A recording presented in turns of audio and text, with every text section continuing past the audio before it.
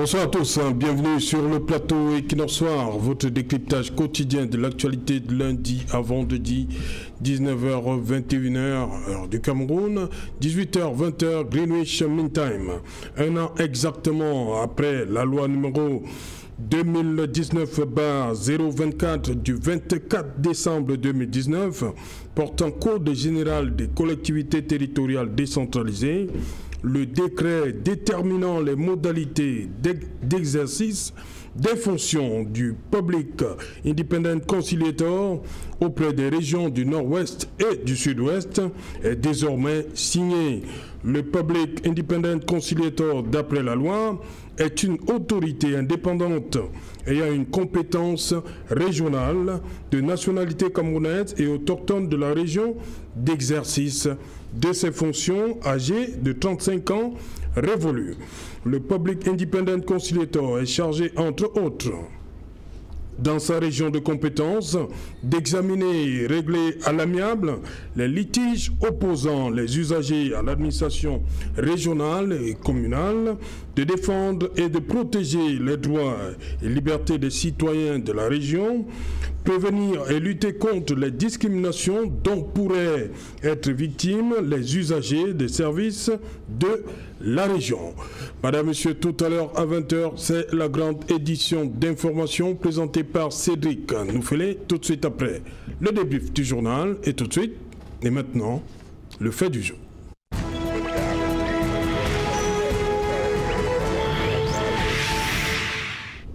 Public Independent Conciliator et la crise dans le Nord-Ouest et le Sud-Ouest, un maillon essentiel. C'est une interrogation pour tenter de comprendre, de répondre à cette question. Nous avons invité ici en plateau un beau panel.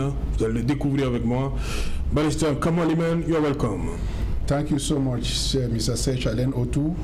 It is a pleasure being here, and let me start by wishing you personally a wonderful new year, and to all the other workers of Equinox, the best television in Cameroon. I pray and wish that God will bless this house, and I'm ready to contribute to the topic this evening. And equally, let me wish my co-panelists a wonderful day and a wonderful new year coming. Voilà. Vincent Lepolier, bonsoir, bienvenue. Bonsoir Serge Alain. Vous êtes conseiller municipal PCRN dans le 3e arrondissement de Douala, c'est bien cela? C'est bien cela. Alors je suis heureux d'être sur votre plateau ce soir, surtout à quelques heures de la libération de notre camarade, le régional PCRN du Sud, Arthur Assam Eyenga, que je salue ici. Je salue également Maître Bébé, qui faisait partie du collège des avocats qui ont accompagné l'honorable Cabral Ebi pour demander sa libération. Il faut dire que depuis quelque temps, le PCRN est sujet à beaucoup de provocations de la part des administrateurs civils, dont les sous-préfets. De quoi s'agit-il? Dimanche dernier, alors que se tenait une réunion à l'intérieur d'un domicile à Saint-Lima, le sous-préfet a ordonné qu'on vienne arrêter le régional PCRN du Sud au prétexte que la manifestation ou la réunion publique n'avait pas été déclarée. Vous savez tous que ça n'a pas de sens, étant donné que la réunion se tenait à l'intérieur d'un domicile.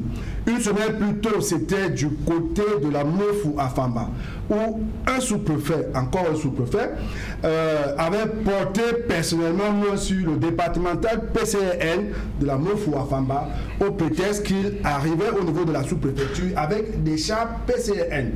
Alors, nous disons le PCRN reste un parti légaliste. Nous allons continuer à forçonner en respectant la loi.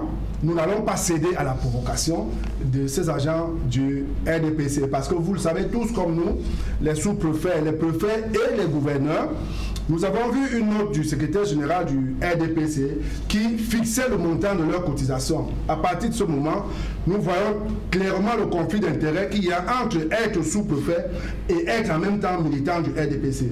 Nous savons que ce n'est pas évident pour eux, mais en ce qui nous concerne, le PCRN reste un parti républicain et nous allons continuer. Nous n'allons pas nous laisser intimider. Nous allons continuer avec notre implantation à travers la République. Merci. Okay, merci. Principal Mukage, you're welcome. Good evening to you, Serge Alain. Good evening to my co-panelists. You should accept greetings from the peace-loving people of Misaje. Misaje subdivision, yes. And the entire population of Donga Mountain and everybody that's watching us from Bamenda. Permit tell you, Serge, an elite of Misaje?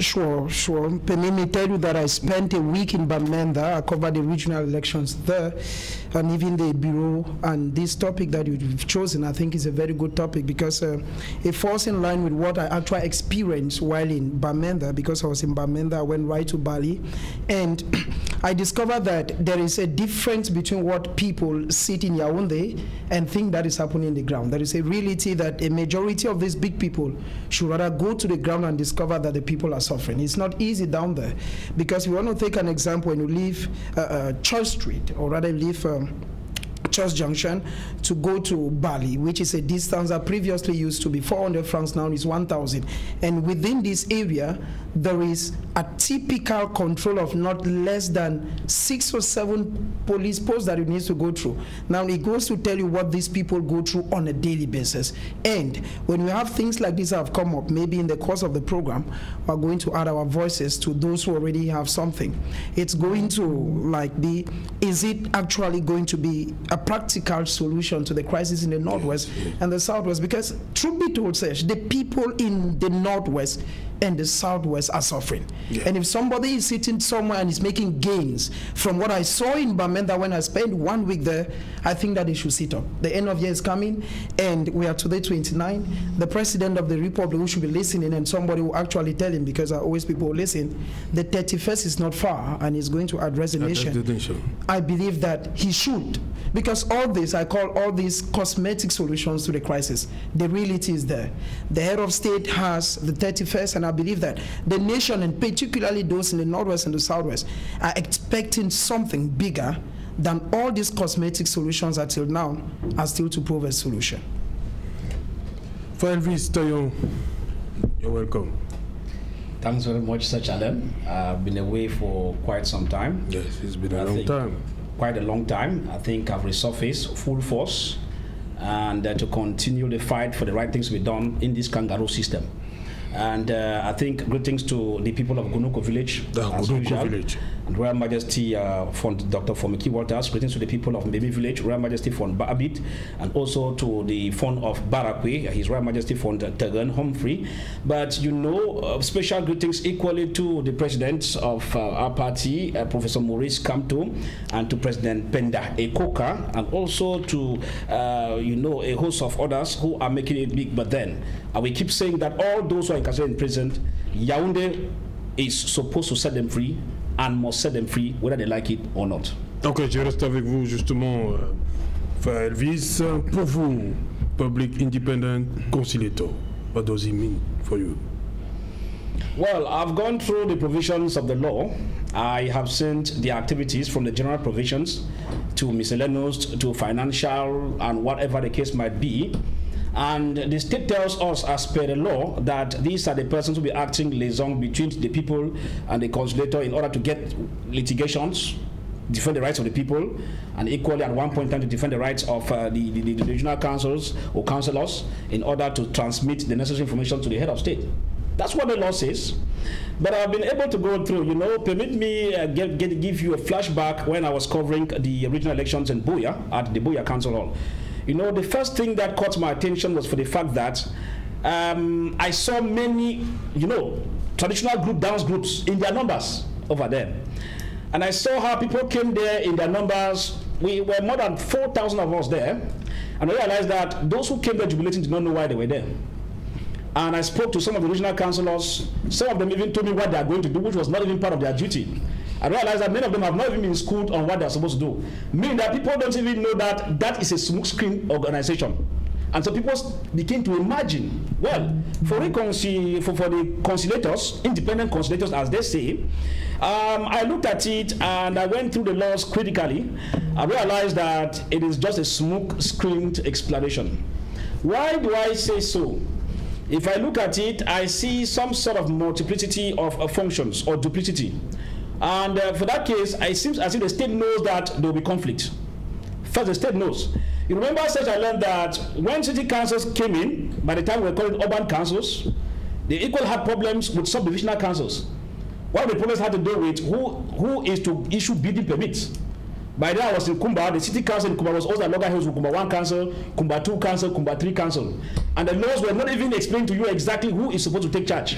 So, you know, the state puts a law in a way that you people can be battling for long, while the state keeps smiling and looking at things. If I look at the independent conciliators that I find there, Serge Alain, I ask myself, this one appointed by the head of state. The Secretary Generals of the various regional councils will be elected by the head of state. At the level of the divisional house of chiefs, you have the SGOs who are there to lord over them. The governors of all the regions are the supreme bosses. Supreme bosses and the representation of the head of state. So how many representatives of the head of state do we have in the regional councils? Yaoundé is not serious. So if I look at it critically, I realize that all these mere things, somewhere I spoke to one CPD official, unfortunately they're not here. They escaped for reasons they know, because we are now hitting the nail where it's supposed to be. And they are there watching us, but their time is up. But now if you look at it critically, Serge Alain, when you see the way they describe to you the independent conciliator, and at the same time you hear that the governor is also the representative of the state. So we have Secretary Generals who will be appointed to equal representation of the state. So at the end of it, we have representative of the head of state, who are about 3 of them there. That because you take the SD and the GO, the work or territorial administration. Now, what is the most annoying thing? I don't even know how the councillors are reasoning. Maybe because they are fighting for their stomach. You cannot tell me that regional councils are under the local development ministry, and then at the same time they are lauded instead by Minat. Yes. You see where the conflict comes in. I don't even know if the minister himself under local development is even aware, or is that he's sleeping. Because you cannot have a ministry instead of sending regional delegates of the local, of the decentralization and local councils ministry to supervise. Now it is Minat who lives from one ministry to tell you that your own ministry is a subordinate one to Minat. It does not sound normal. Now with the independent conciliators, as we are saying, if you look at their functions, litigations, a bridge between the population, what bridge are they building? When we are saying that even the regional council themselves cannot offer what they claim they can offer. And what is the issue here, Mr. Serge? If you look at the Senate, you look at the National Assembly, I told people earlier on that this thing is a waste of money. Because one of the CPD officials I spoke to sometime told me that no, you know, federation and what things are very costly. This thing is becoming more costly by far than federation, because all persons you appoint, as per the financial execution they find in the provision of the law there, because they are going to run a budget. So at the end of it, we are wasting time. Yaoundé, we are no longer fools. Thank you. Ok. Barrister Kamalimen, pour vous, 4 ans après le déclenchement de la crise dans le nord-ouest et le sud-ouest, quel regard vous portez sur cette personnalité publique indépendante conciliator? Oui, monsieur Alain, je partage l'avis de mon co-panéliste qui vient de dire que Fayevis, qui vient de dire que vraiment il y a ce conflit, n'est-ce pas, parce qu'on ne sait pas entre le gouverneur et le conciliateur, n'est-ce pas, qui doit faire quoi. Et en venant ici aujourd'hui, j'étais pour débattre, n'est-ce pas, si cette fonction peut régler justement anglophone. Et quand j'ai lu la loi, je constate que ça, malheureusement, ça ne peut pas changer grand chose sur le terrain. Okay, now, Mr. Serge, when I went through this document, I equally posed so many questions that Mr. Evis asked. And you see, one of the things that drew my attention was the fact that this person is being appointed by the head of state. It is problematic. And then this person can also be, his contract can equally be terminated by the head of state. By the head of state. How independent is that person then? That is a problem. That is a problem. Because if the head, and you see, Serge, this is one bad thing about the French system of administration. Each time they take a positive move, you will see that they will come with a clause that brings back everything to the head of state.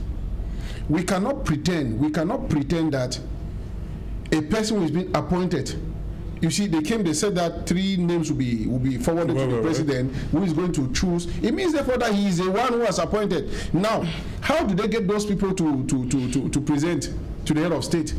It will definitely reflect a party. And we know for sure, such that CPDM does not have good image, does not have a good reputation in the English regions of Cameroon. No one. We were there. You see, so when you look, first of all, at that, the simple fact that it is this conciliator is being appointed and could be dismissed by the head of state, it beats the purpose for which the law in the first place was enacted. Ok. Pour vous, vous avez un problème, Vincent de Paul-Guédé? Il devrait être élu, le conseiller, le Public Independent Conciliator. Oui. Vous avez un problème avec la nomination? Oui, puisqu'on parle d'un médiateur indépendant. Oui. Mais comment peut-il être indépendant du moment où il est nommé à la suite d'une concertation menée entre le représentant de l'État, qu'est le gouverneur, et le président du Conseil, qui propose une shortlist au président de la République. Et c'est donc à partir de cette shortlist-là que le président de la République va être fixé. C'est à partir de cette shortlist-là qu'il va choisir. Moi, je pense que non seulement... Est-ce qu'ils peuvent choisir des personnes appartenant à d'autres formations politiques? Mais nous l'avons déjà vu. Nous savons comment le RDPC fonctionne. C'est la promotion, c'est des récompenses. Le Public Independent, il va forcément faire partie de cette formation dont vous parlez là? Il sera forcément membre de cette formation politique, puisque le conseil régional est contrôlé par le RDPC. Et les gouverneurs étant les membres du RDPC, ne les voyez donc pas en train de proposer quelqu'un venant du SIF, du MSC ou du PCN. Par ailleurs, la question fondamentale que nous posons pour ce qui est de la défense des intérêts des populations, pourquoi l'État a pensé que c'est lui qui devait choisir le meilleur interlocuteur, son meilleur interlocuteur en matière de défense des droits des populations? Je crois que c'est une occasion ratée là pour l'État de donner la possibilité au peuple de choisir quelle est la personne la mieux à même de défendre ses intérêts. Ça aurait été un excellent challenge de voir des gens se décarcasser, des gens crédibles dans ces régions, venir se présenter, montrer leur fait d'âme, montrer jusqu'où ils sont crédibles, montrer ce qu'ils ont déjà posé comme acte, de manière à gagner la confiance des populations pour qu'enfin ces gens-là soient donc capables de défendre les intérêts de ces populations. Mais du moment où c'est le gouverneur, tel que je l'ai dit tantôt, qui le choisit sur une shortlist, ça devient problématique. Pour ce qui est des intérêts des populations, c'est comme si les populations, encore une fois, se retrouvaient infantilisées. Mais alors, pourquoi pense-t-on que c'est seulement les régions anglophones qui auraient besoin d'un médiateur? Étant donné que mes prédécesseurs ont très bien fait apparaître les conflits qui peuvent naître du fait de la multitude d'intervenants. À chaque fois, il y a un représentant de l'État. À chaque fois, il y a un représentant de l'État. Et lorsqu'il y aura donc des problèmes de dysfonctionnement entre les différentes collectivités, ici à Douala par exemple, nous voyons très bien, je suis de Douala 3, on voit quand la mairie de la ville décide, la mairie de Douala 3 n'a rien à dire, elle marche sur la mairie de Douala 3. Et voilà le conseil régional qui arrive. Ça va se passer comment? On aura forcément il faudra forcément un médiateur pour venir dire, écoutez, monsieur, à cet endroit-ci, vous allez un peu plus loin, vous deviez vous arrêter ici pour permettre à la commune d'aller. Pourquoi est-ce qu'on pense que c'est seulement dans le nord-ouest et le sud-ouest que ça devrait se passer? Donc, ça pose sérieusement un problème sur la volonté réelle des politiques à permettre aux populations de se prendre en charge. Il y a quand même une lueur d'espoir. Parce qu'on dit que le médiateur, ça c'est dans l'article, au niveau du chapitre 2, article 4, et alinéa 2, on dit, il peut entre-temps proposer au président de la République des solutions pour modifier la loi et tout et tout. Nous pensons donc que peut-être au bout d'une première année de blocage, de deuxième année, il pourra donc faire des propositions au président de la République pour dire que peut-être qu'il vaudrait mieux qu'on promeuve telle autre loi pour que le Conseil fonctionne mieux, pour qu'ils s'entendent mieux avec les différentes collectivités. Mais entre-temps, on aura passé beaucoup de temps à attendre que ce médiateur public qu'il s'imprègne de la réalité. Voilà. Pinjol Mokage, vous avez un problème également avec le fait que le médiateur, le Public Independent Conciliator soit nommé par le président de la République? Sure. I think that says should not be good for us to come back to what persons have already said. They've defined who is a conciliator. He's like the middleman, the person who is there to ensure that the common man is not cheated by any other party. It's a very laudable initiative because maybe in the days back we've had a common man like some of us, we've had ourselves being cheated, okay? But now it's a very laudable initiative. Where I have a lot of problems for SEJ. The first thing is that I covered these elections that ended in Bamenda on the 22nd of December, like in all regions. You will agree with me that amongst all the regions, in the 9 regions, the other 8 regions, they knew their executive presidents earlier on, Bedford, Boya, and Bamenda. I was in the hall. It took place at the Regional Delegation of Tourism. I was inside there. And the reason was simple. Amongst 8 positions that are supposed to be given to a region that has 7 divisions, why not give one person first one before you come later? Because of politics, it took them more than 1 hour. We were inside the hall. And why? Because Mezamhatu and Menchumhatu, whereas Boyo had nothing. So it was after consultations that the different delegation that left Yaoundé went outside, consulted, before apparently calls came from Yaoundé that a position should be given to Boyo. The question you ask yourself is this: when this list left Yaoundé, did they not know that Boyo was part of it? You already see the hand of the CPDM and you see the manipulation. That's the first aspect. And now the most thing that takes me aback is the fact that Article 5 makes it very clear. It says that the public independent conciliator shall be appointed by decree of the president. It's finished. If it's appointed by a presidential decree, it is very clear. The laws of nature make it very simple. You cannot bite the finger that fits you. It means that this man needs to be following the rules of the person who appointed him. That is the first aspect. And the party. And the party. And the second issue that makes it, they say, he needs to be submitting his annual reports to the president. Yes, and he also needs to be working hand in glove with the governor, which means he sends a copy of his annual reports to the governor and another one to the presidency. It means at one time, if the man at the governor, normally, I used to tell people, and if you think we align, or you think that when we speak the truth, we hate somebody, show me one governor, one minister, one DO, one SDO, who is not of the ruling CPDM. All of them. It's very clear. You need to work within the past. Now, there is also this aspect that they are going to work for a period of 6 years.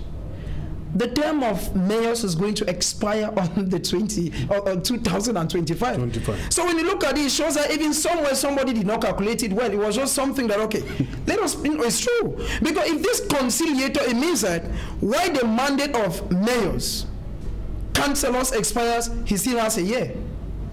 Or maybe some more. Because he has 6 years in office. That's what the law says. It's here, the articles that they brought. Mais il travaille avec ceux qui seront élus en 2025. Let us wish so. But the issue is... No. But the issue is that, Serge, the objective of this thing, I think that if we were to propose before now, it's just that we have a kind of government, I will borrow from my brother Kangaroo, that at times they do not do consultations from my own taking. You will not bring in somebody who will be a conciliator, who is supposed to work with people for a normal term, and you extend for him. There's already another problem into it. He has 6 years, whereas the other councillors have 5 years. It means that when their term expires, they have to work while they elect new councillors, and maybe at the discretion of the president. because the articles here makes it clear that at the discretion of the president, he can still fire them. So when I look at this whole show, Mr. Serge Alain Autun, and the fact that I spent 1 week with people in the Northwest, everything we're saying on TV, I'm saying it categorically clear. The people do not identify with it. The people feel that they want practical solutions, not this paperwork, because this is paper. It's not going to deliver the fruits the people in Bamenda are expecting. The people maybe in Boya, it's not the fruit, because they actually want to feel that they are part of the system. Mr. Serge, if you look from the municipal elections, municipal and regional elections that took place on the 9th of February, the same faces. The CPDM took the Northwest and the Southwest, except the Bamenda 3 Council. Now, this is an election that had as objective to quench the tension in the Northwest and the Southwest. Now, if you have the same faces, the same people resurfacing, look at all those who came out as regional presidents. Look at Yaoundé, it's an old face. Sime Evona. Look at the man in the Northwest, it's an old face. There is no new face in all these people. It means that even at the end, as the articles say, is that the governor, as well as the regional president, are supposed to shortlist the real names. Politics already start comes in. It means that I need to know the governor and know the regional president for my name to be first of all amongst the 3. And now when those 3 names are sent to Yaoundé, at the convenience of the president, which criterion are you going to use? Is it experience? Is it that the person has solved more conflicts? Is it that he's a lawyer? Because the same law says that once you take that office, you can no longer hold other offices. It means that we're going to have people, maybe in the days ahead, who are going to resign from their positions because they are aiming at a very high position. Okay. And now there is this last aspect, Mr. Serge. I fear, like Far Evi said, I fear conflict of personality and protocol in the days ahead. 1, the same article says, and is very clear, that the public independent conciliator has the same rank and prerogatives as the regional president. Well. Now, but it's the regional president who propose somebody else a rank with him. There's already a flaw in it. It's wrong. I don't know whether people reason before they think or they talk for the reason or what. And the same man is supposed to work hand in glove with the city mayor. What is the role of the city mayor now? I want to know. Who is the public independent conciliator? Maybe Yaoundé needs to explain to us.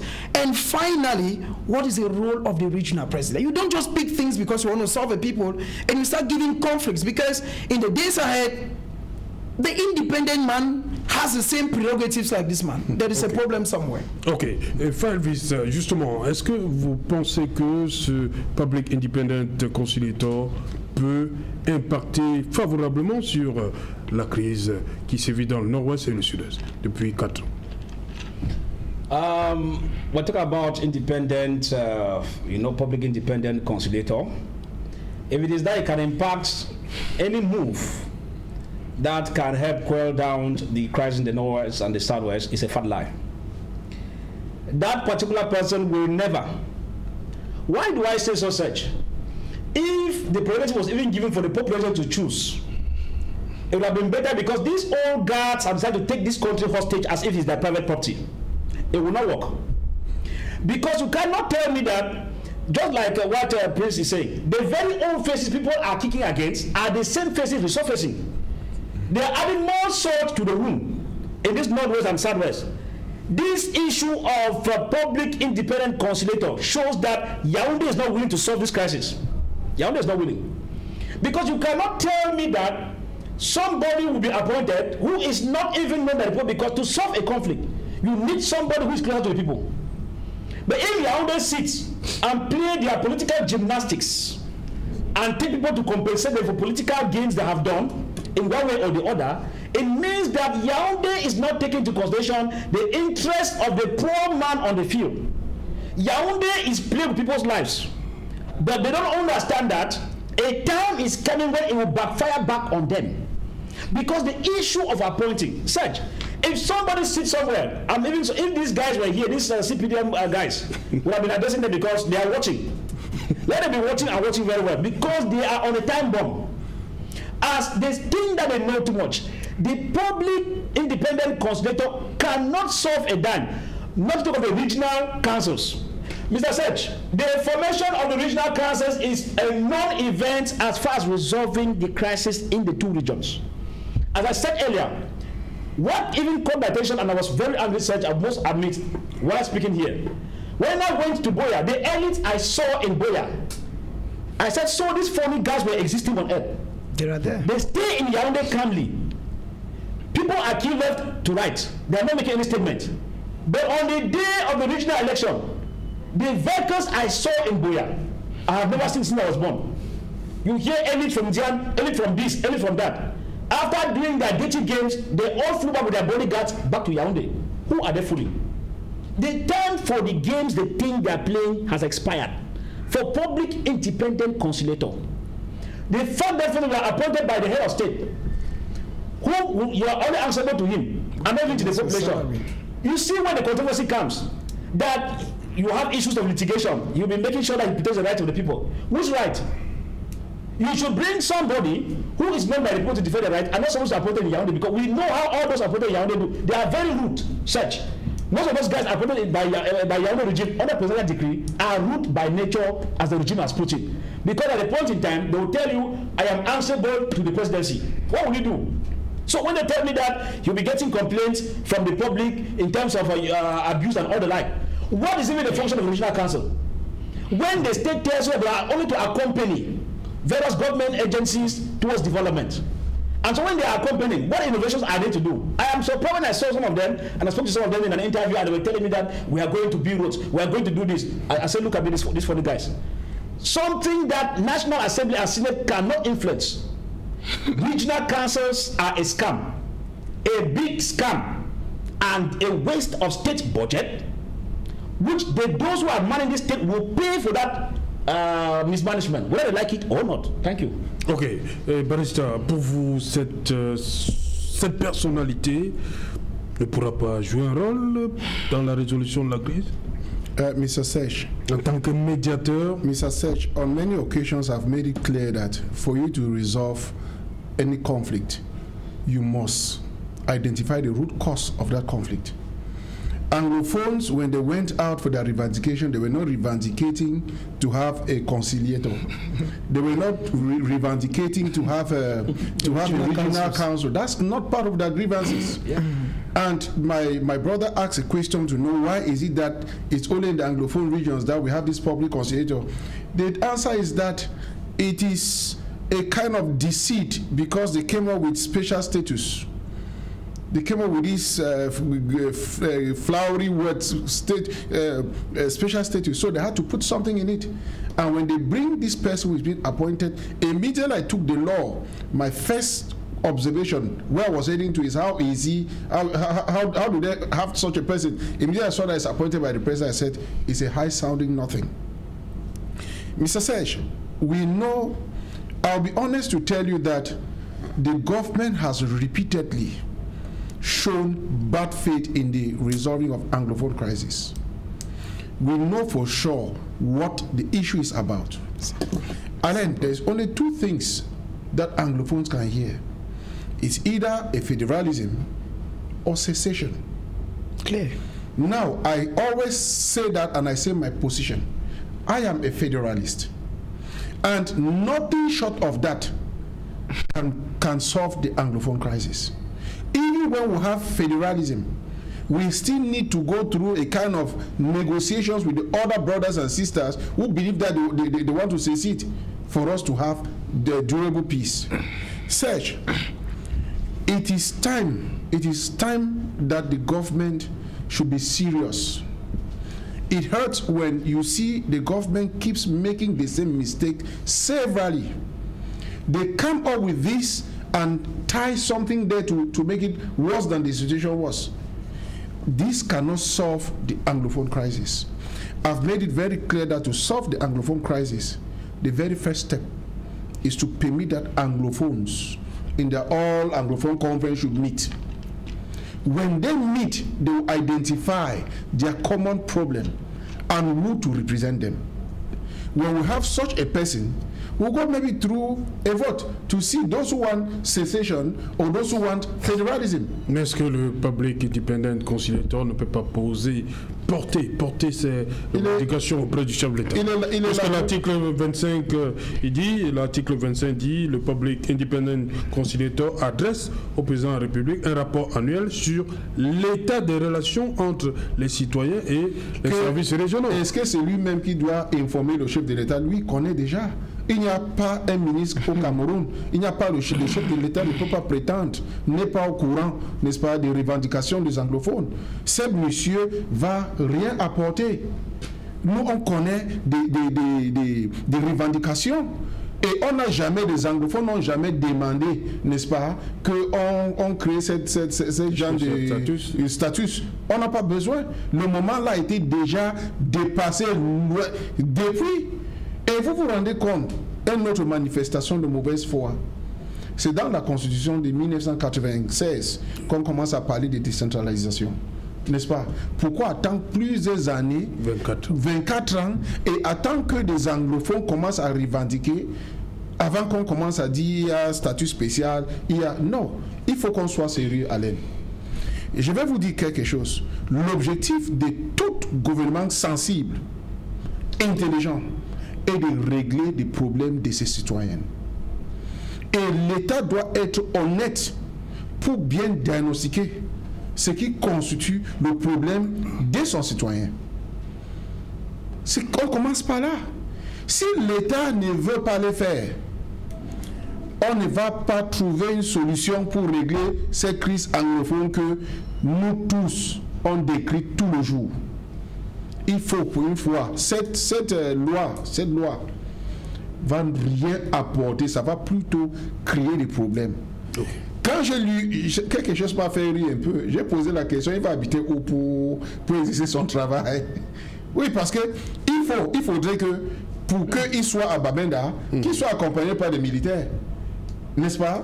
Pour le protéger d'abord. Yeah. Il va passer donc où pour exercer sa profession? C'est déjà un problème. Donc, moi, je lance toujours cet appel à l'État. Laissez des personnes comme Kadina Toumi procéder à cette anglophone conference. On cherche des personnes qui peuvent nous représenter et on a un dialogue, n'est-ce pas, un dialogue honnête. Et on peut donc trouver une issue de sortie de crise anglophone. Ok, Vincent de Poliédé, le Public Independent Conciliator est chargé d'examiner et régler à l'amiable les litiges entre opposant les usagers à l'administration régionale et communale. Est-ce que ce n'est pas, on ne peut pas commencer par là pour porter les problèmes de la crise anglophone? Oui, c'est déjà... Porté au président de la République, hein, puisque selon l'article 25, il dresse un rapport annuel. Vous voyez très bien dans ce texte-là qu'il n'y a aucune disposition contraignante. Aucune. C'est-à-dire qu'à chaque fois qu'il s'engage à régler un conflit, il adresse des correspondances. Il y a des délais. En cas de non-respect des délais, qu'est-ce qui se passe? Rien. Lorsque l'administration concernée ne s'exécute pas, qu'est-ce qui se passe? Elle a combien de temps pour s'exécuter? Il n'y a pas de délai. Il n'y a pas de contrainte. Alors, comment voulez-vous, au bout d'une année, lorsqu'il aura adressé un certain nombre de correspondances qui seront restées lettres mortes, lorsqu'il n'aura pas obtenu la résolution des conflits qu'il aura pris en charge, il adressera juste un rapport au chef de l'État pour dire, voilà, j'ai essayé, il y a tel qui fait ci, tel qui ne fait pas ça. Et puis, il attendra que le chef de l'État prenne une décision. Je crois que, comme je l'ai dit tantôt, c'est une occasion manquée, sincèrement, pour ce gouvernement, d'apporter une solution, une esquisse de solution à la crise anglophone. Parce que, nous l'avons dit et nous l'avons constaté, nos frères du côté du nord-ouest et du sud-ouest estiment qu'ils doivent se prendre en charge. Il y a cet esprit démocratique en eux. On pouvait au moins, puisque tout est verrouillé partout là, on pouvait au moins commencer par là. On pouvait voir une personnalité qui a même été actrice dans ce conflit, surgit comme médiateur. Vous pensez à qui? À Bombala? Par exemple, dans le sud-ouest, qui aurait pu être élu par la population pour défendre ses intérêts. Je crois que ça pouvait commencer à apaiser les tensions parce que les populations se reconnaissant en lui qui a été au four et au moulin dans cette crise-là. Mais lorsqu'on reviendra nous donner un membre du comité central, lorsqu'on reviendra nous mettre... Donc c'est ça votre problème? Non. Donc vous êtes sûr que le prochain public, les deux public independent conciliators viendront de cette formation politique? Rien ne nous permet de douter. De toutes les façons, notre souhait, c'est que la paix revienne dans notre pays. Notre souhait, c'est qu'au niveau du nord-ouest et du sud-ouest, que les populations reviennent à une vie normale. Et c'est le gouvernement qui a la responsabilité de créer les conditions, de proposer des solutions qui vont mettre les populations en confiance. Maintenant, est-ce que les actes que le gouvernement pose nous rassurent? Nous sommes en droit de nous poser des questions. Maintenant, le RDPC est face à ses propres contradictions.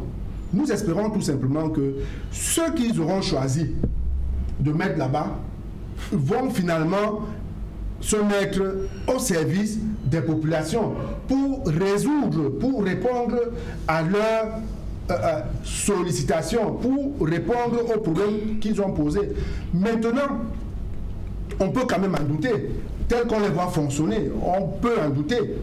Nous les voyons, c'est un gouvernement qui est là depuis, qui ne change pas sa manière de fonctionner, qui promeut par les cooptations, par des clans, par des castes, et finalement, c'est des parrainages. Donc, on va se retrouver avec quelqu'un du système qui est déjà proposé.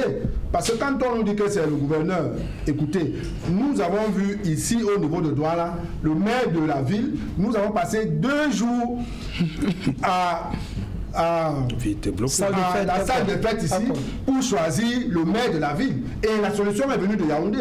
Pourquoi pensez-vous que c'est au niveau du médiateur que la solution ne viendra pas de Yaoundé? C'est encore Yaoundé qui choisira, qui devra venir être le médiateur là-bas. Qui est-ce que le gouverneur devra proposer? Donc, nous pensons très clairement que le RDPC est mis face à ses responsabilités. Il a toutes les manettes, il a toute la marge de manœuvre pour pouvoir résoudre le problème anglophone. Et nous ne pensons pas que jusqu'à présent qu'il ait fait tout ce qu'il fallait faire, tout ce qui était en sa possession pour résoudre ce problème. Ce que nous observons en réalité, c'est le souci permanent de garder la main, le souci permanent d'avoir la dernière décision, le souci permanent d'avoir le contrôle sur la personne qui doit intervenir. C'est pour cela qu'il fallait contrôler les présidents des régions. Les conseillers régionaux n'ont pas eu de parole, n'ont pas eu de décision sur qui est-ce qu'il fallait élire. La décision est venue d'en haut. Les maires des villes, les maires des communes, la décision est venue d'en haut. Et maintenant, on se retrouve avec les médiateurs dont la décision viendra encore d'en haut. Donc ce jacobinisme-là qu'on décrit chaque jour, qu'on décrit toujours, se retrouve encore mis à rude épreuve là maintenant. Okay. Qu'est-ce qui nous permet donc de penser que cette fois-ci au moins, ceux qui seront promus vont travailler pour le bien des populations? C'est tout notre souhait et ils ont intérêt à ce qu'il en soit ainsi. Quand vous suivez les panélistes ici, quand vous suivez les compatriotes du nord-ouest et du sud-ouest qui parlent ici, vous comprenez très bien que leurs attentes ne sont pas comblées. Et le RDPC, le gouvernement en place, doit être à l'écoute de ses compatriotes pour apporter des solutions aux problèmes tels qu'ils les posent. Et nous pensons que la température a suffisamment baissé et que les gens posent les problèmes de manière claire aujourd'hui, de telle sorte que le gouvernement aussi devrait envisager des solutions à la mesure des questions qui sont posées. Ok. Puis Joël, on reconnaît quand même que le public independent conciliator est nommé par décret après concertation, initiative concertée entre le président de la région et le gouverneur, le représentant de l'État. Restons sur les termes. Okay. Yeah, Serge, I think it's very clear. Il se rend compte quand même. No, there will be nothing. I've said I've covered elections, not one, not two in Cameroon. And elections in Cameroon, before you are mayor, Yaoundé knows. Before you are city mayor, Yaoundé knows. Before you are regional president, I covered in Bamenda, I was there. They're not telling me, I was inside the hall. And even before we entered, it was very clear that the son of Fonangwafo III, Professor Fu Angwafo, will be president. It's clear, those things, you know, the system has a way it functions. Now, when you look at what is happening today, you have a representative of the state. And if you want to take normal primary school teaching, the first representative of the head of state in a region is the governor. In a division is the SDO. In a subdivision is a DO. It means that if there is going to be consultation between the representative of the head of state in the region, without doing what's here is a governor. And in the other hand, you're going to have a regional president who we should be able to say, Serge, that no true Cameroonian, even the regime in Yaoundé, knows very well that elections of the 9th of February in these two regions, for the first time in the history of multipartyism in Cameroon, we have just two political parties that had two councils. While the CPDM has all the councils in the northwest and the southwest, the SDF managed one in the Douala 3 municipality. Now it is these same people who were supposed to produce on the 6th of December councillors, regional councillors. You see the same system, it's a whole system. Now it is the same people after the 6th of November who are to produce the regional bureau on the 22nd. The 6th of December. From the 6th of December, it is the same people from the 6th who are to produce from the 6th to the 26th of December the regional bureau. Look at the whole system. Now, after that, okay. After that, you're going to have... Oui, on revient après le journal, parce qu'il est là, Cédric. Bonsoir Cédric, comme menu ce soir.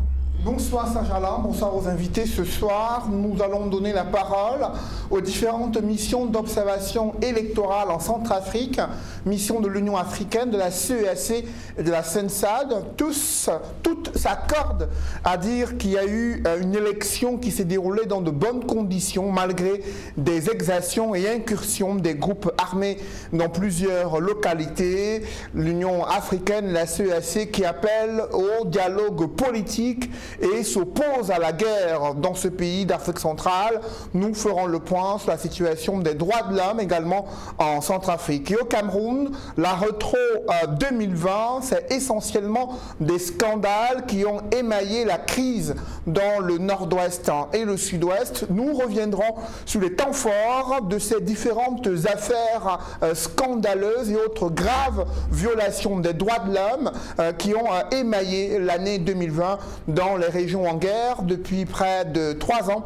Nous prendrons également le pouls du Septentrion. Vous le savez, c'est également l'une des régions les plus économiquement sinistrées. Là-bas, la douane et les transitaires peinent à pouvoir tirer profit des activités économiques qui sont complètement au ralenti du fait des incursions des groupes terroristes, notamment ceux de Boko Haram. Vous suivrez la réalité difficile des acteurs économiques dans le Septentrion. Et dans le journal de 20h, nous parlerons de l'inquiétude de la société civile en raison d'une possibilité pour le gouvernement d'harmoniser les prix de certains produits hydrocarbures au Cameroun. Qu'en est-il réellement? Élément de réponse dans quelques instants. C'est Alain. Voilà, justement, dans quelques instants, ce sera le 20h de Cédric Noufélé. Nous, on se retrouve après pour Equinox Soir, deuxième partie, le temps du débrief, toujours en compagnie de Fa Elvis Taillon, Pes Joël Moukage, Baristin Kamalimen et Vincent de Paul Yédé.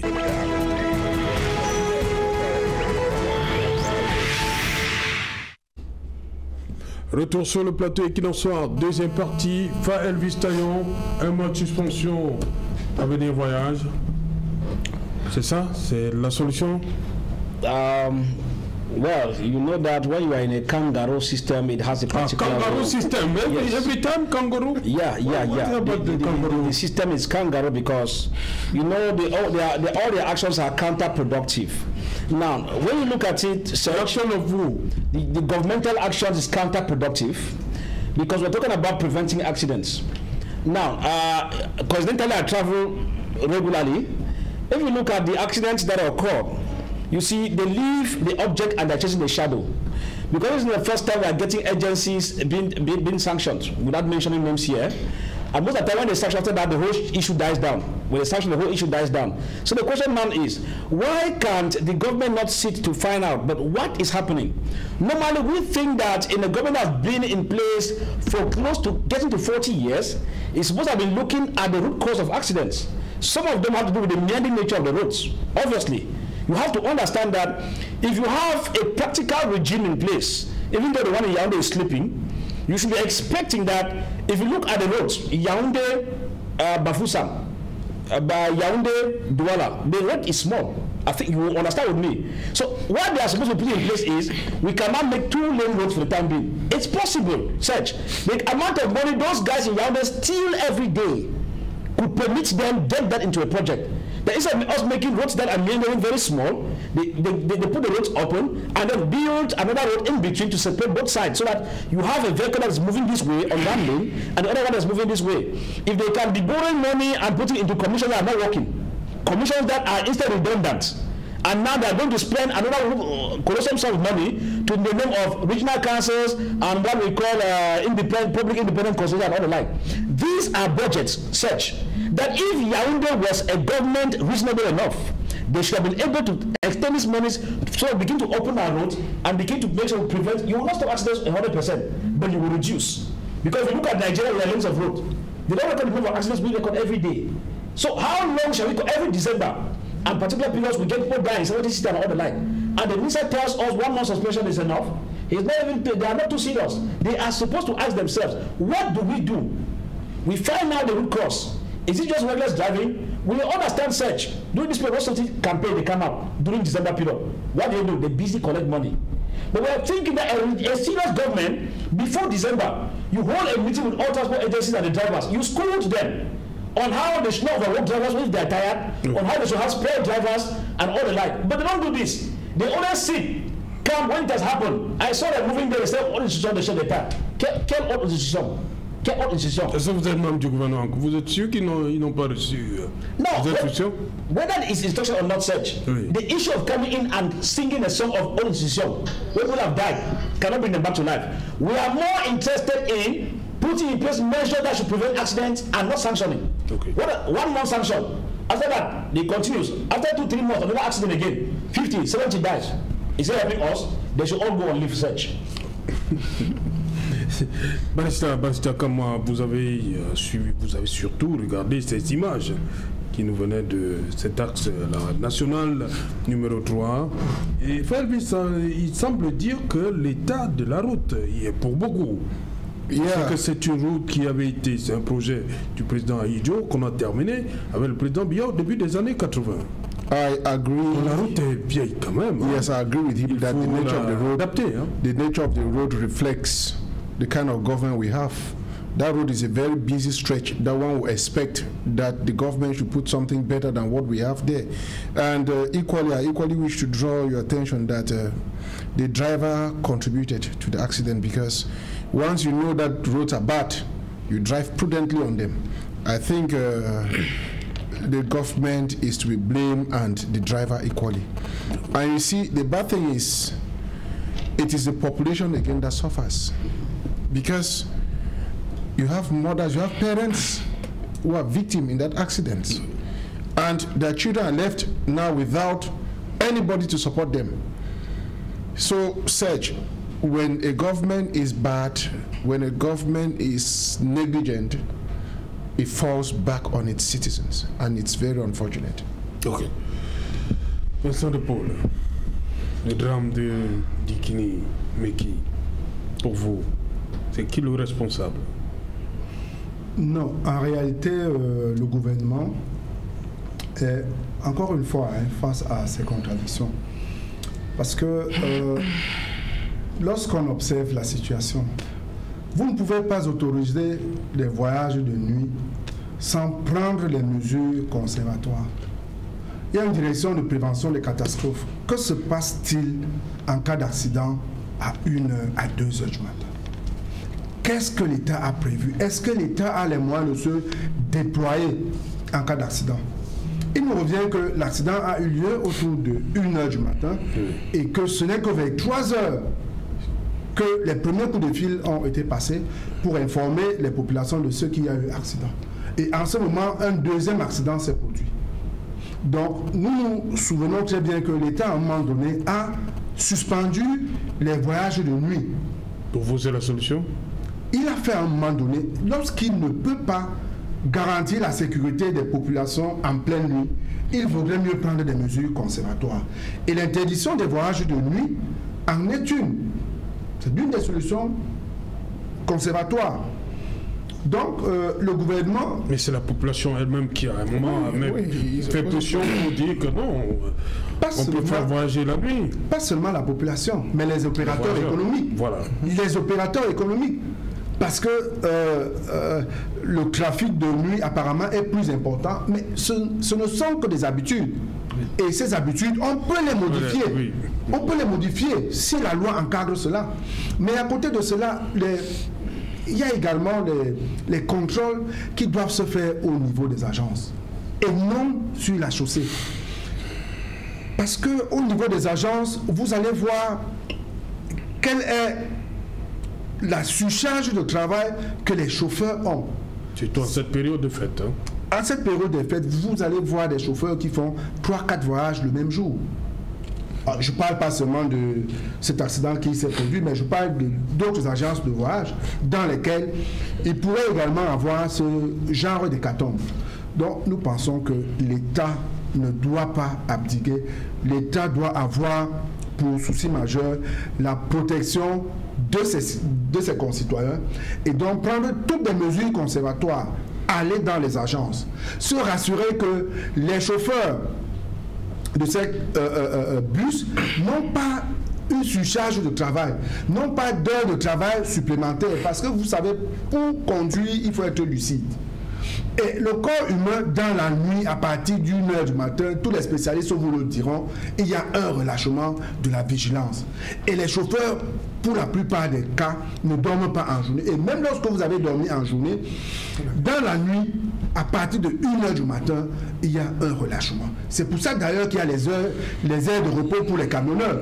Vous verrez que tous les camionneurs, entre 1h et 2h, se garent pour un petit sommeil de 30 minutes. Ce n'est pas le cas avec ces bus-là, qui plutôt se garent vers 4h du matin pour des lieux de plaisance et repartent vers 5h30, 6h. Donc, la période critique qui se situe entre 1h et 3h, ils sont sur la chaussée. Et tous les spécialistes le savent, et l'État le sait, et l'État laisse se produire ce genre de situation. Donc, encore une fois, il est interpellé pour la protection des populations et mettre en avant la sécurité des populations au lieu de favoriser l'activité économique. Parce qu'à la fin, à quoi ça sert de protéger l'activité économique si on doit perdre des compatriotes? On ne pourra jamais évaluer cette perte-là de manière chiffrée, cette perte de 39 de nos compatriotes qui ont disparu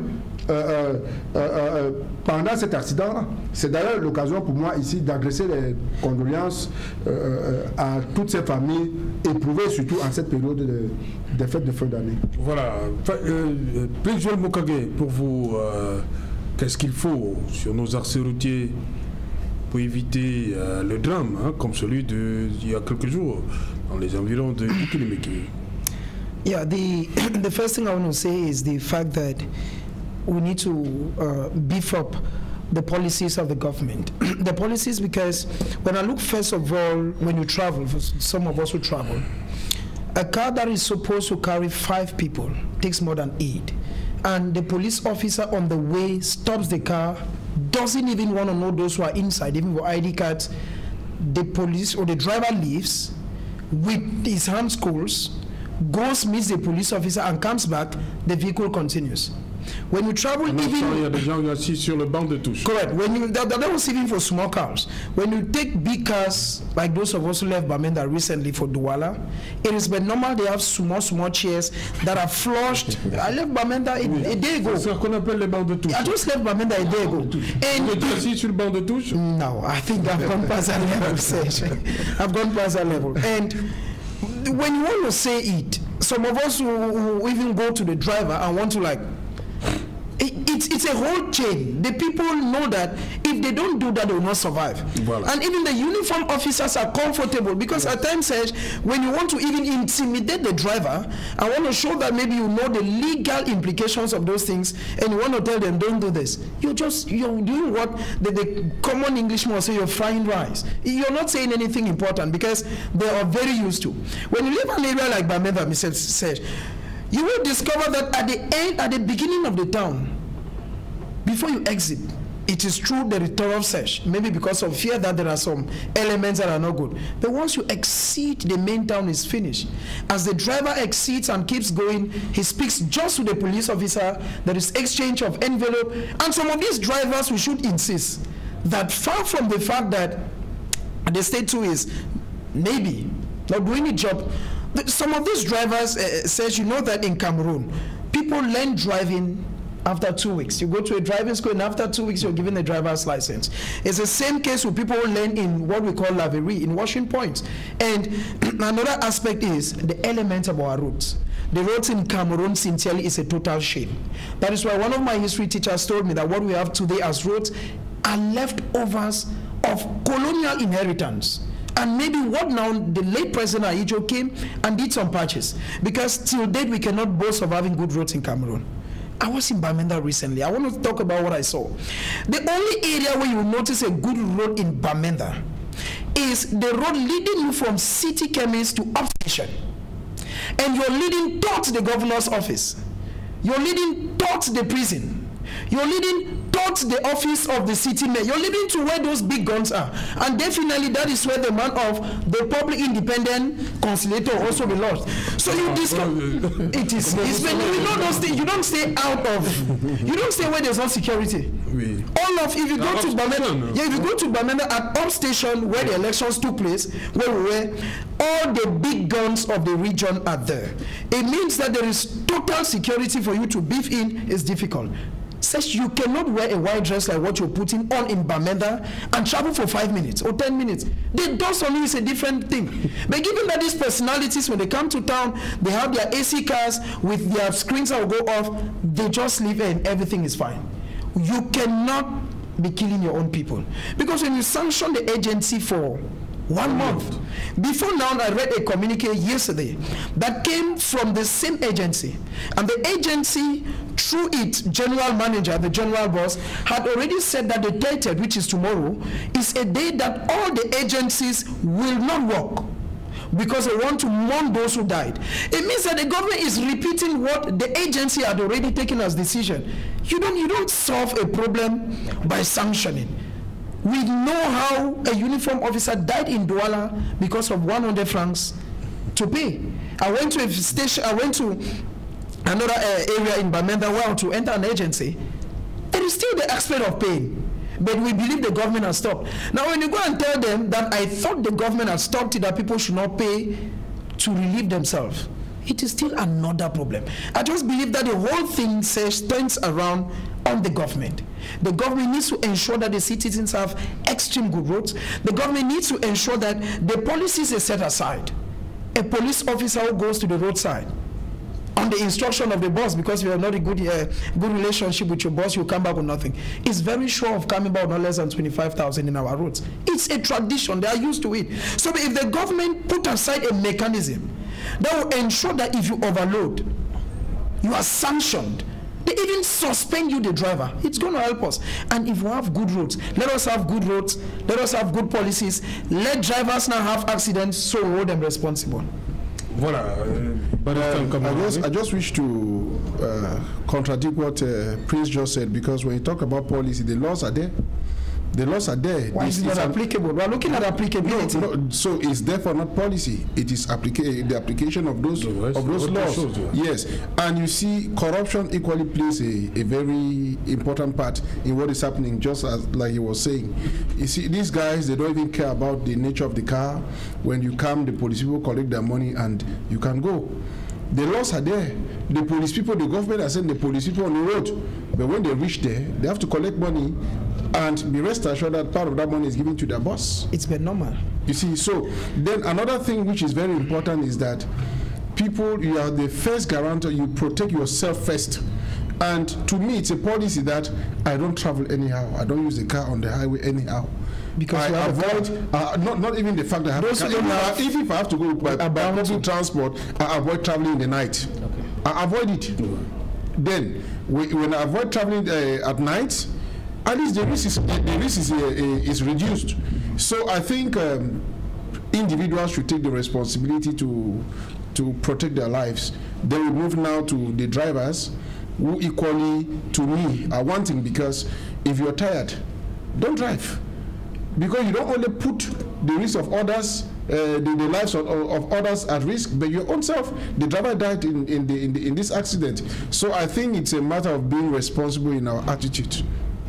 Felvis Taillon, comment on fait pour éviter ça en 2021?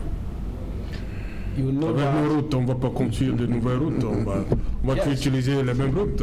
Yes, we have to do it, but what we need to do is on parlait de conscientisation, il faut I think that one, la prévention aussi. Yes, and with that preventive method, because sometimes you find passengers accept to be overloaded. Voilà. I've had several problems whereby somebody accepts to see the driver, I said no, they cannot go.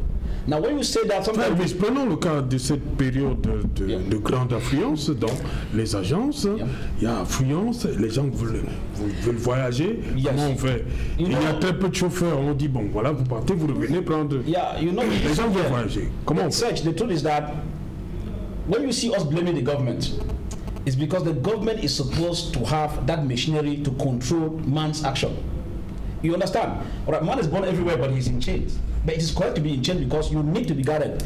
You imagine someone need to catch up with a business transaction the other day, next day, and he will be accepting sometimes to be overloaded. You get the point. But if there's an action that stops him from going, he might be angry, but later on he will surely thank God for rescuing him. So at the end of it, while we solve all of this, all those what we call routiers, whether from gendarme police, they should leave the route because they're making their money. What are they doing there? No, on peut pas. No. Search, I am very candid about that. Search, what we should do sincerely, the guys are working for money. I'm talking as somebody who works on the road every day. Non, vous allez pas dire tous. Il y en a quand même qui font le boulot. Maybe it is you who has experienced them. I've gone to the south. Oui. I've gone to east. I've gone to far north region. All I see on the way is, I've never seen them saying, stop these guys overloaded, go back.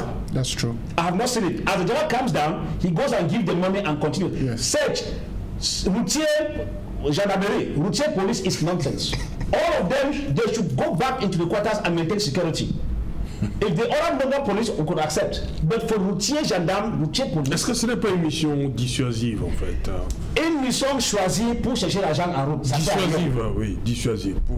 To dissuade. Oui, yes, voilà. It could be to dissuade search. Parce que quand on sait quand même qu'il y a un contrôle, il y a un poste devant là, on essaye de contrôler n'importe quoi.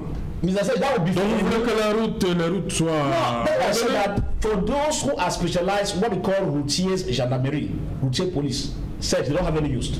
The other regular police could do that job. Why am I saying so? Because this is supposed to be the work for these routiers, what we call road traffic, road police, road gendarmerie officers. Yeah. It's supposed to be their duty. When you come, if you have overloaded, they offload the vehicle and maybe give you a fine there. But we don't see it search. So the regular police should be doing their own job, but I'm talking about this particular service of what they call in French routier police, routier gendarme. Search, they are a money-making machine. Est-ce que vous mettez they bribe to go into it. Où est-ce que vous mettez les conducteurs? C'est eux qui. Est-ce qu'on connaît ces passagers-là qui montent, qui sont sur les bancs de touche? Est-ce qu'ils sont sur le. No, they are not even in the what they call the body room. Voilà. So, see, search. Parce que là, vous semblez les oublier. It's a search. The question is this: if your child is going very well, and you as a parent, you cannot put him under control. You as an adult, you take the responsibility. The state has the responsibility of guaranteeing peace and security of its citizens. No. Now we have people who are wayward. We will not deny that. And because the wayward person said, if the state was hitting hard, I was expecting that if you are going to Buea, we should hear that 5 buses have been parked by the roadside. Passengers to take another vehicle to continue while they are sent to the various detention centers to pay whatever they're supposed to pay for overloading. Search, you cannot tell me since 2-3 years, even above, there is nobody who can come on air and tell me that a vehicle left from Yano to Gamanduka and it was stopped on the way because of overloading and was punished. It has never happened. So because these units, known as routine police and gendarmerie, are for money making, search, they should infiltrate them into regular gendarmerie police, let them go to the quarters and maintain peace. Bandits are disturbing us in the quarters. They should go into the quarters and maintain peace and leave that road for the regular police who could be trying their best. Search, the truth is bitter but must be spoken, because we are saying this thing, people are dying every day. That's why I said that they are playing politics over people's lives. When you come and ban an agency 1 month, what are the consequences? Those who are like doing the normal loading, they will go without jobs. Banditry will increase within that neighborhood. What we call charges. Those, because a company cannot pay when they are not at work. That's their excuse. A driver who's on 90,000 francs, you need to go and arrest. So more crimes will be multiplied. That's why I said that you don't solve a problem by creating a problem. I don't know who told the minister in Yaoundé that when you give 1 month ban, you have solved the problem. That's not the issue. They are supposed to engage in education. If they come to use search, they should pick up airtimes and equinox, all the media organs. This program is sponsored by Minister of Transport, educating the people, holding seminars with driver syndicate and all the like. And even the citoyen, what we call the citizens. So they tell you that if you put your vehicle that's overloaded, don't go into it. And if you're prosecuting a uniform officer, because search, this is what is happening. Transport Minister has not told us how many people are in that bus. The GO have not told how many people are in that bus, because if they were overloaded, we are supposed to hear that because they were overloaded, which checkpoint did they pass? You are supposed to go on a time record. Correct. If they left from Kutaba and there are 6 checkpoints to where to Digimiki, you're supposed to get all the officers there, all in Kundegi. What about? What about if they carry the person on the field? No, I'm just research. If they carry the person on the I field. think what I'm saying. Oui. If a vehicle is overloaded and it has had an accident and you carry an investigation and realize that it was overloaded, search all the checkpoints they passed through. It means that the people drive along the line. Because else one checkpoint will have demanded that vehicle for punishment. It means that you are supposed to go, if you mean business search in a serious government system. Which checkpoint did it pass through? Gendarmerie checkpoint in Kutaba, the one in Bafoussam, the one in this place. You get all of them, all under detention for investigation, because they contributed for the death of this people, because it was surely overloaded. If you have proofs that the overloading caused the accident, search is if you do that for 1 or 2 vehicles, 4 gendarmes are remanded in custody. The next day they are in court, televised by Equinox, and they're very given. I'm sure they will no longer be taking those things for granted. So the state is helping to keep the crimes because they're making money from it. And at the end, they go give you 1 month, 2 months back. It's not helping us search. I must admit that. Ok. Maison de Poliédé, pour vous, c'est la solution? Suspendre l'agence? Non, moi, mesure conservatoire. Oui, c'est une mesure conservatoire, mais je la juge insuffisante. Et tel que je l'ai dit à l'entame de mon propos sur le sujet, je pense que l'État doit prendre ses responsabilités. Il parlait tout à l'heure des surcharges. En réalité, quelle est la sanction en cas de surcharge? Vous pensez que si une agence de voyage était sanctionnée à hauteur, je ne sais pas, peut-être de 100 000, de 150 000, en cas de surcharge, on couvrirait les surcharges en route? Non. Ça ne se fait pas. Donc, je crois que l'État, en ce moment-là, a également une responsabilité. Et peut-être à la décharge de l'État, à un moment donné, il y a eu des programmes au niveau de la radio nationale, au niveau de la télévision nationale, pour sensibiliser les transporteurs, pour sensibiliser même les voyageurs, pour sensibiliser les utilisateurs de la route sur la manière de se conduire, sur la manière de se comporter. Mais apparemment, et tel que nous le voyons là aujourd'hui, ça n'a pas suffi. Donc il faut absolument que l'État prenne ses responsabilités. Il ne devrait pas abandonner cette mission-là. Et en réalité, voyez-vous, en journée, les contrôles sont plus efficients, ils sont plus efficaces. Mais dans la nuit, tel qu'ils le disent là, c'est un jeu de passe-passe. Et même pour la sécurité de notre pays, vous pensez que s'il y a des choses à transporter, c'est en journée qu'on va les transporter, mais c'est dans la nuit. C'est au cours de ces voyages de minuit, 1 heure, 2 heures, 3 heures, qu'on fait ce genre de transport et de transbordement. Donc même pour la sécurité de notre pays, ces voyages doivent être bannis. Donc, vraiment, ces voyages doivent être totalement bannis. Sinon, on le voyage de nuit pour vous, ils posent un sérieux problème de sécurité, aussi bien pour notre État que pour les populations que nous sommes. Puisque tel que je vous l'ai dit tantôt, dans la nuit, nous sommes tous exposés. Et l'État n'a pas les moyens d'assurer la sécurité de ceux qui voyagent dans la nuit. L'État n'a pas les moyens de secourir les populations en cas d'accident. L'État n'a pas ces moyens-là. Qu'est-ce qu'il faut faire? Il faut bien qu'il prenne des mesures conservatoires à ce niveau. Okay. No, I seek to differ with his opinion. You know, when you try to solve a problem, don't breach international laws you've signed. Right to movement is an international law. Yeah. It's a fundamental human right. So you cannot tell somebody that when the superior law says that that person has a right to movement, you tell the person not to walk in the night. No. Traveling in the night is not a bad thing per se. It's just that là, je parle du transport en commun.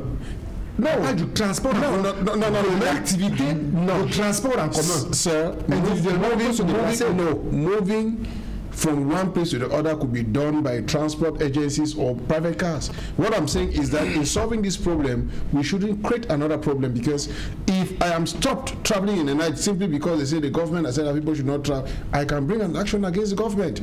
It is my fundamental human right. So we shouldn't come with solutions that will easily create us problems. In reality, what is happening is that there's negligence on all the fronts. The police, the people controlling the roads are negligent or corrupt. The drivers are negligent and accomplices to corruption. Then the persons taking the car, I don't know why I'll accept to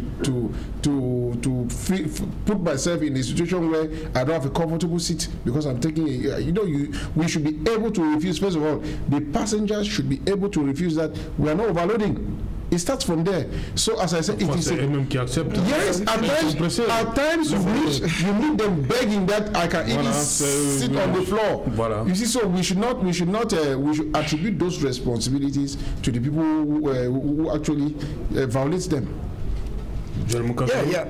I think that a majority of us, like Barrister is speaking, he may be speaking as somebody who owns a car and doesn't know those challenges. The first thing I want to tell you, Barrister, is the fact that I was in Bali on Sunday.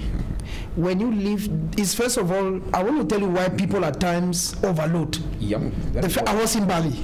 Now, the driver tells you, I'm taking 3 ahead plus in 4. I said 3 of us, 5 behind. For security reasons, you don't know what can come from where. Your head is very important. As you finish what you went to, no. Because people come and sit in Douala, maybe, and they don't know those things. I was from Bali on Sunday. The driver tells you 3 ahead. Okay, want to show you are at the Carrefour there. If you go to my Facebook page... Attends, est-ce que c'était le dernier... C'était la dernière... The issue is not dernier. The issue is not dernier. The issue is... C'est le seul véhicule qui...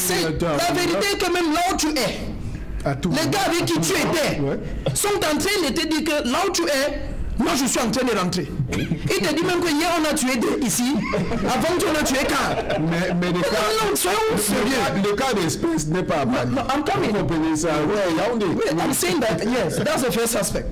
The second aspect is, let us be honest, all of us have businesses. And for some of us, journalists, what we call deadline pressure.